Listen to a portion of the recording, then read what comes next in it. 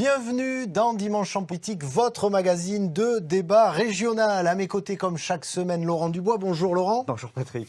6 mois déjà, 6 mois que les législatives ont recomposé le paysage politique français, avec forcément des nouveaux visages, y compris dans notre région. Alors, 6 mois après leurs élections, que deviennent nos nouveaux députés?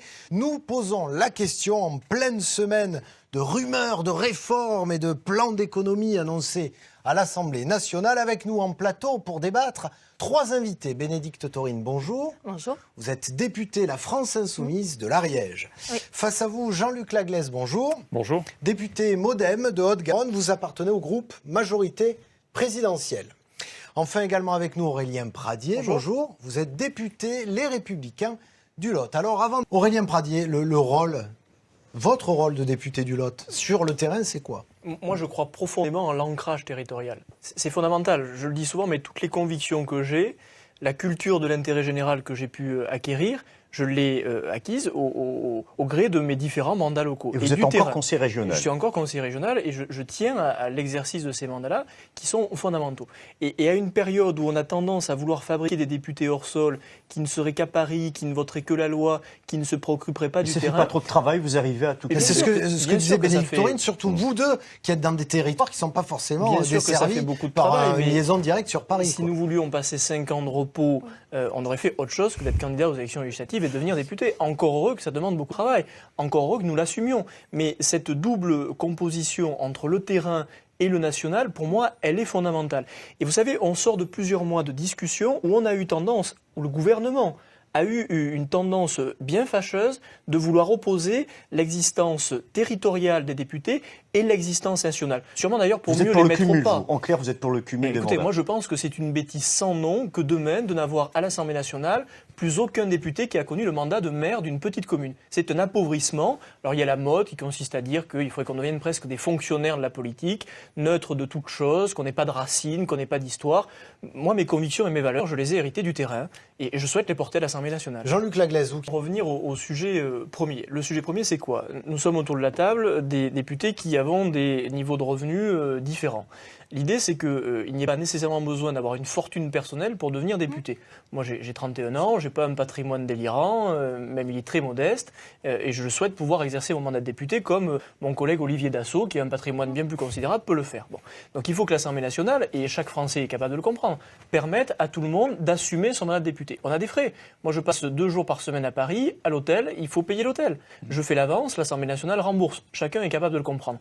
Et vous savez, M. Bachelier, il est questeur de l'Assemblée nationale. Alors, il fait le chevalier blanc aujourd'hui parce qu'il est tout nouveau, tout beau. Moi, je fais une proposition à M. Bachelier, c'est que l'hôtel particulier qui est réservé aux questeurs aujourd'hui, le personnel de maison qui est réservé aux questeurs aujourd'hui, le chauffeur qui est attitré personnellement à M. Bachelier aujourd'hui, je propose qu'il le redonne à la collectivité. Et quand vous allez à l'hôtel, c'est pas en 4 étoiles. Non, c'est pas un 4 étoiles. C'est un hôtel où l'ensemble des députés vont. Il n'y a rien de plus simple que ça. Mais moi, ça m'agace. C'est des hôtels qui sont fléchés par l'Assemblée. On n'a même pas le choix. Ces chevaliers blancs qui se croient plus intelligents que les autres et qui, au final, profitent aujourd'hui de véritables privilèges. Et quand ce même... Et il faut en revenir à la logique de fond, si je peux me permettre. La question, c'est quoi ? Pourquoi réduire le nombre de parlementaires ? Pour que ça coûte moins cher ? C'est pas vrai, puisqu'on va leur donner plus de moyens à ceux qui seront moins nombreux.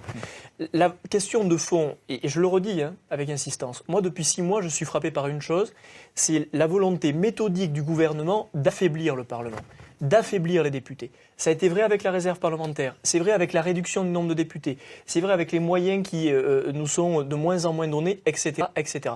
Et je le dis, derrière ces petites anecdotes, je dis aux Françaises et aux Français, il y a un risque, il y a une volonté cachée.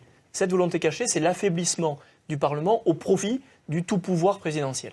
Non, je ne pense pas que ce soit vraiment la volonté d'affaiblir le Parlement. Je pense qu'il y a également une volonté de redonner à chacun des parlementaires plus de moyens. C'est normal que la majorité soit plus naïve que l'opposition. J'appelle pas ça naïf. Je pense qu'en termes d'objectifs, c'est pas le même.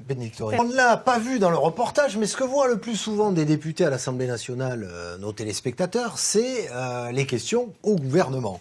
Alors, le chahut reprend ses droits, titré Libération à ce sujet, article dans lequel vous étiez cité, Aurélien Pradier.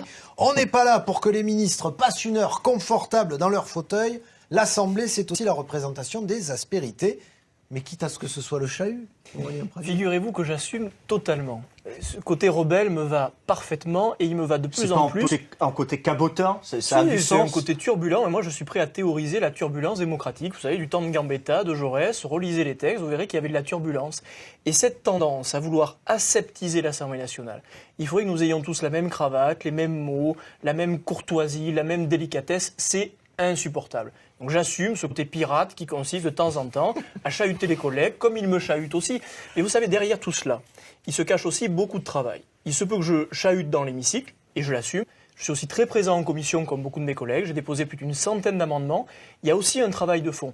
Mais de grâce, que nous ne réduisions pas demain l'Assemblée nationale à un nivellement équivalent. Et vous assumez le risque d'alimenter la caricature des députés qui chahutent pour chahuter.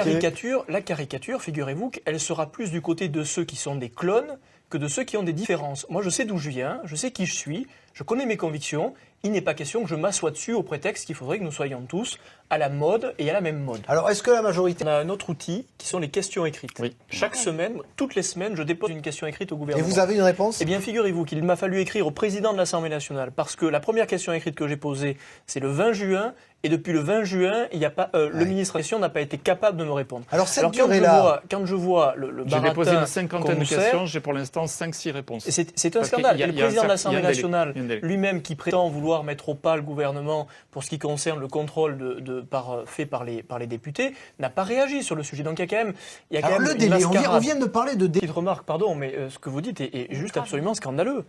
Qu'il y ait des groupes de travail qui soient montés entre la majorité et les ministres pour déminer le travail législatif, c'est scandaleux. Il y a une Assemblée nationale.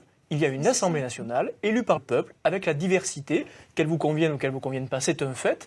Et donc les lois elles doivent être débattues à l'Assemblée nationale, dans l'hémicycle.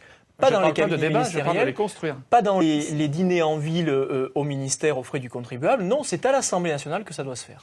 Urgence pour le pays, donc chacun peut le comprendre. On peut comprendre qu'il ait fallu que nous allions vite dans un sujet. Mais je prends un exemple très concret. La loi de moralisation qui a saigné la réserve parlementaire. On l'a fait dans une précipitation phénoménale. Tout le monde y est allé au pas de charge. Nous sommes en train d'examiner le projet de loi de finances. Et dans ce projet de loi de finances, les ministres rétropédalent autant qu'ils peuvent pour essayer de repêcher les derniers restes de la réserve parlementaire. C'est caractéristique. C'était prévu dans la loi. C'est pas vrai. Non, c'est faux. Non, je suis navré, mais c'est faux. C'est caractéristique d'une volonté de casser la machine et après, éventuellement, de réfléchir aux choses. Si à l'époque, vous nous aviez écoutés, il n'y aurait pas eu besoin de rétropédaler, de perdre d'ailleurs plusieurs millions au passage, puisque tout le compte n'y est pas sur la réserve parlementaire, et donc d'affaiblir les associations et les territoires. Et bien sûr, on est passé d'un système qui permettait aux parlementaires d'accompagner des associations et des communes à un système réduit quasiment de moitié en volume, donc c'est une perte sèche pour les territoires, mis aux fins des préfets. C'est aux mains des préfets, comme si les préfets devaient demain remplacer les parlementaires. Mais enfin, où va-t-on? Il était prévu que nous enlevions cette réserve parlementaire parce que c'était un outil de clientélisme de l'ensemble des députés et d'une grande majorité de députés. Et il était prévu dans la loi que ces fonds seraient en partie reversés dans des fonds qui vont être traités par le préfet et par 4 députés. Vous n'avez pas supprimé les réserves ministérielles, en revanche, qui, elles, sont une belle preuve. On l'a supprimé. C'est faux, le Conseil constitutionnel l'a censuré. Le Conseil constitutionnel l'a censuré, vous le savez bien, dites pas de bêtises. Pour supprimer la réserve gouvernementale qui a malheureusement été supprimée. Excusez-moi, mais moi, il va falloir me laisser une petite réserve pour vous permettre... Aurélien Pradier, ma priorité, c'est 6 mois, et pour les mois qui restent, quelle est votre priorité? De continuer d'essayer de déployer toutes mes forces pour être utile. Les Françaises et les Français ont besoin de députés, nos territoires ont besoin de députés. On est là pour servir l'intérêt général. Et en particulier de servir les plus modestes, qui, je pense, ne sont pas les mieux favorisés depuis quelque temps. Merci à vous trois d'avoir accepté ce débat. Bon courage pour la suite, parce que ça ne fait que commencer pour vous.